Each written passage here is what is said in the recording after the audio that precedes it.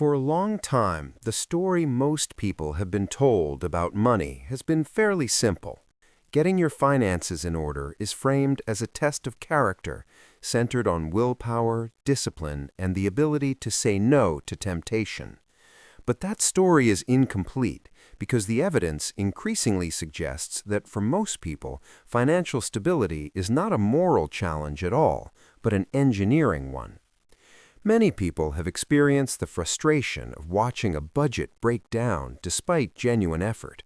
Spending is tracked, plans are made, intentions are clear, yet the system still falls apart.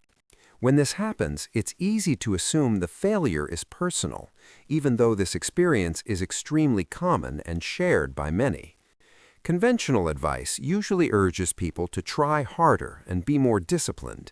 However, research from psychology and economics points to a different conclusion, showing that people are not only managing habits, but also working against biological limits and a shifting economic environment. These forces combine in ways that make willpower alone an unreliable foundation. To understand why willpower so often falls short, it helps to look at how financial decisions are actually made. Hidden psychological forces influence nearly every choice involving money, shaping behavior long before conscious reasoning has a chance to intervene.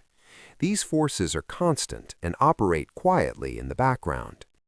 One of the most important of these is present bias, which describes the tendency to favor immediate rewards over larger future benefits. This is not a character flaw, but a basic feature of human cognition, and it explains why saving for a distant goal feels abstract compared to spending money today. Long-term outcomes often lose emotional weight when they are far away. This tension is often described through dual system theory, which suggests that the brain operates with both an impulsive emotional system and a slower, more deliberate one. When people are tired, stressed, or distracted, the impulsive system tends to dominate. Relying on willpower means constantly spending mental energy to suppress this impulse, which becomes exhausting over time.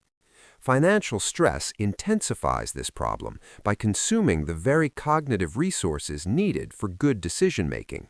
Feeling financially insecure creates a psychological load that reduces attention, planning capacity, and self-control.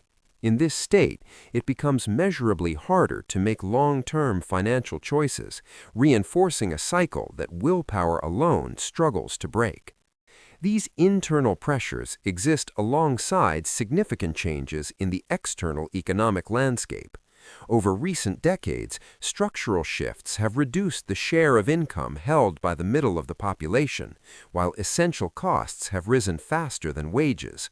This combination leaves many households with less room to absorb shocks or plan ahead. The result is widespread financial fragility rather than isolated individual failure. A large portion of adults lack sufficient savings to cover even a few months of basic expenses, which points to a systemic vulnerability rather than a lack of effort.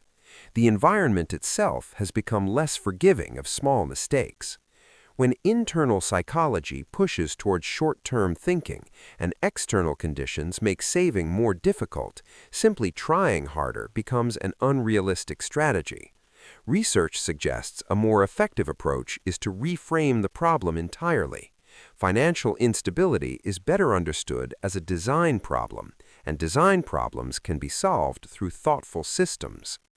This perspective is reflected in the idea of choice architecture, which focuses on shaping environments so that better decisions happen by default. Instead of relying on constant self-control, systems are built to guide behavior automatically, even when attention and motivation are low. The goal is not perfection, but reliability. A well-designed system doesn't depend on daily heroism.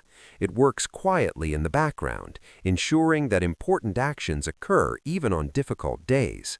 By reducing the number of active decisions required, systems protect limited mental energy and make outcomes more consistent over time.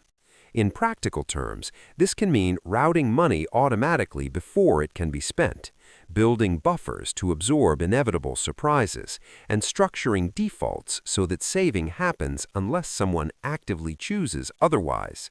These designs accept human inconsistency instead of trying to eliminate it.